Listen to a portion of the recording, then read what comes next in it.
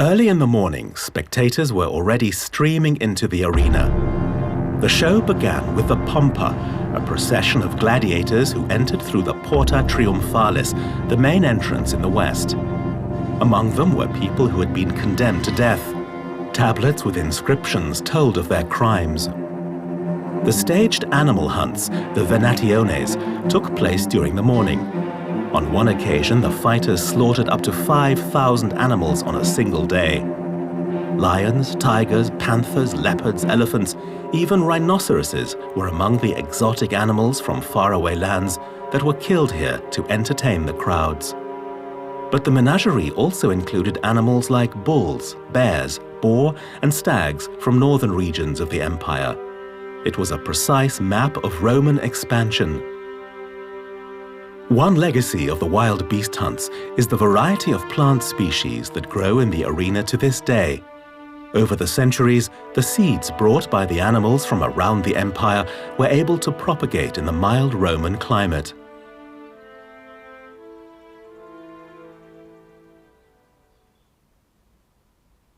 Suddenly, a group of leopards appeared out of nowhere. The animal hunters, the venatores, braced themselves for the hungry carnivores. Eye contact was made, and the hunt could begin.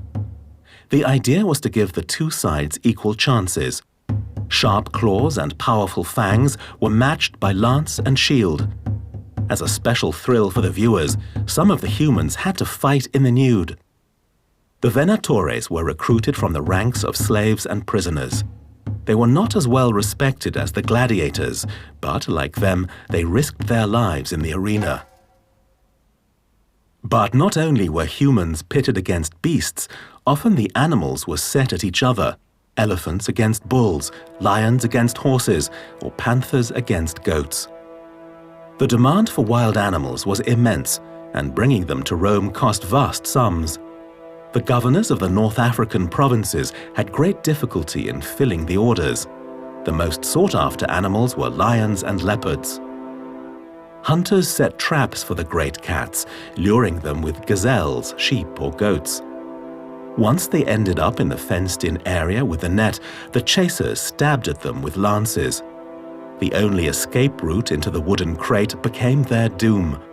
The horse-drawn carts transported them to their certain death. Once they reached the port, other animals were already being driven on board the ship. Antelopes and ostriches were led on deck from the quay. The wooden crate that these men are carrying may contain leopards. The sailors raised the sail. The boat set course for Ostia, the harbor outside the gates of Rome. Before their arrival in the arena, the animals were loaded onto smaller boats heading upriver. The banks of the Tiber were no great distance from the cages of the amphitheater, the last station before the spectacle. Once the animals were confined, the keepers, the bestiarii, began to provoke them mercilessly. They tortured young animals in front of their mothers. They rubbed salt into fresh wounds, or they fed the animals human flesh to accustom them to the taste. The more raging the animals, the bloodier the show would be. 6 meters below the arena, Domitian, who became emperor after the death of his brother Titus, built a basement with corridor and supply ducts. Behind the scenes, the staff had 15 different corridors at their disposal to prepare the spectacle. Lifts hoisted the animals, people, and stagehands into the arena. The stench of the big cats mingled with the sweat of the slaves and the soot from the torches in the terrifying labyrinth.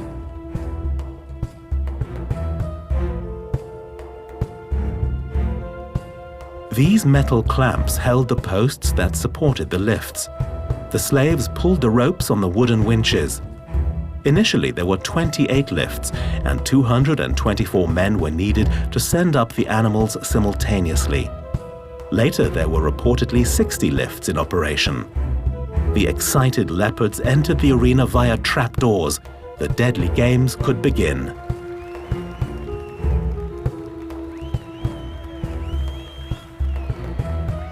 But soon, animals were not enough to satisfy the crowd. Once hooked, the spectators demanded new thrills.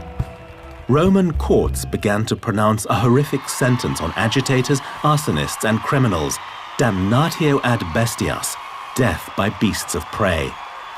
At midday, the condemned were thrown to the wild animals as food. Tied to a pole, one of the convicts awaits his sentence. A leopard leaps on him and rips the flesh from his bones.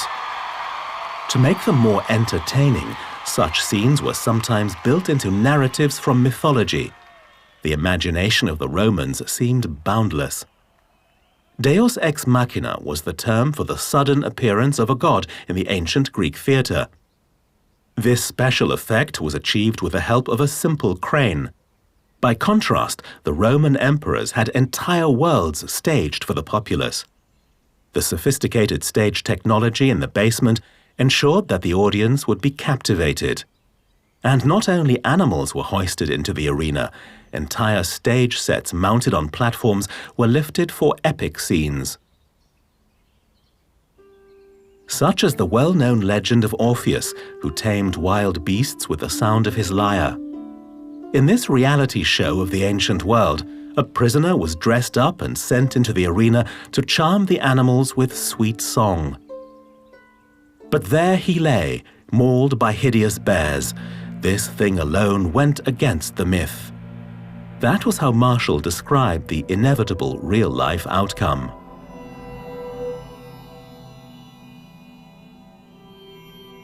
A simpler but no less popular scene was the human torch. Assistants poured a flammable liquid onto the prisoner's clothing and set it alight. The audience enjoyed the light show as night fell on the arena. After the shows, the floor of the arena was drenched with blood. Slaves covered it with fresh sand. They collected the severed limbs and entrails in carts and brought them down to the basement. During the cleanup, vendors went through the rows of seats, hawking snacks to the crowds of ordinary Romans, the plebs. The intermission also gave spectators time to maintain their oral hygiene. The Romans were familiar with toothpicks. But at this point, the tension was growing, because after the midday break, it was time for the true heroes of the spectacle. Fans commemorated their idols in stone, leaving this 2,000-year-old graffiti.